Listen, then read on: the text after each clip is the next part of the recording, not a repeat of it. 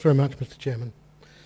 Although the etiopathogenesis of OA is still the subject of debate, most of us in the field accept that articular cartilage is the locus of the primary lesion. And we know with time that there is a progressive loss of articular cartilage down to bone until we get to the end-stage disease which requires surgery. With the advent of the use of stem cells in musculoskeletal diseases, which is already discussed at this meeting, I'd like to present to you some results that we've got using stem cells, human adult stem cells, which are derived from bone marrow. And as you know, these stem cells have the potential to differentiate into muscle cells, fat cells, bone cells, or chondrocytes, provided you give them the right stimulus. And that is the critical part of this particular cartoon.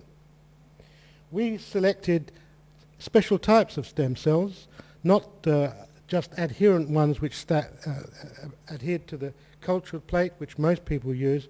They were selected on the basis of the presentation of antigens on the surface of these cells, which could be then bound to an antibody, and through a secondary antibody and a magnetic bead attached to the secondary antibody could separate different clones depending on the antigen on the surface of the cell.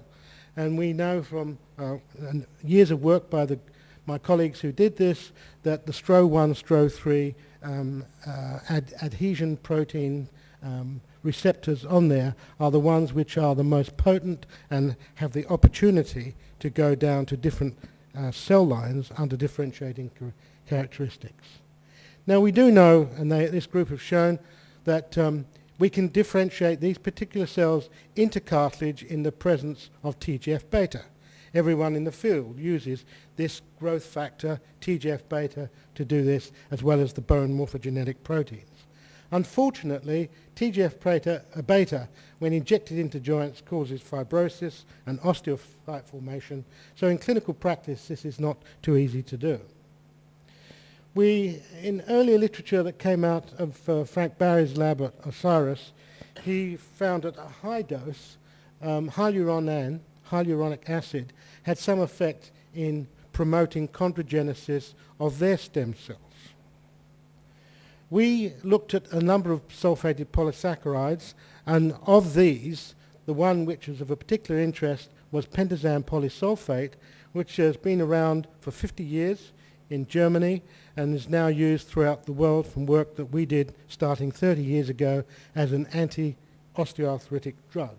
It's both in the veterinary and the human in medicine. And the results of the studies which I'm going to present briefly here today is we can see that compared to a control group, which is shown on the left-hand side, we can get an increase in the proliferation using a normal proliferation test which measures mitochondrial turnover. And you can see that at 6 days there is a considerable increase in the number of cells produced in the presence of this level to about 2.5 micrograms per mil of pentazan polysulphate. We also looked at DNA synthesis using radio-labeled thymidine, and we also looked at apoptosis of the cells. So for those who are not familiar with this, apoptosis is the natural programmed death of the cells, and we can see that in the presence of at least 1 microgram of pentazan polysulphate, apoptosis was reduced by 38%. So it's probably through an oxidative process it preserves the cell viability. In terms of chondrogenesis, the standard assay is to look at the biosynthesis of proteoglycans using radioactively labeled sulfate, which is incorporated into the glycosaminoglycans. And you can see there is a dose response, again about 2.5 micrograms per mil of pentazan, causing about 80%, 60 to 80% increase in the synthesis of this. In this scheme, you can see hyaluronic acid at a very low dose, at 1 microgram per mil, had a positive effect, but below that at high doses we found a suppressive effect, the same as dextrans sulfate, and no effect of heparin.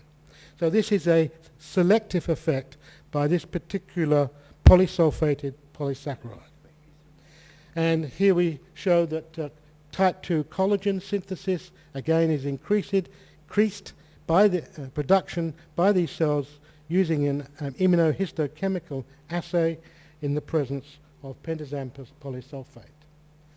The PCRT, that's the real-time polymer chain reaction, we can see SOX9, which is the master gene for chondrogenesis, aggrecan, and type 2 collagen expression are all increased in the presence of this particular substance when cultured for up to 10 days.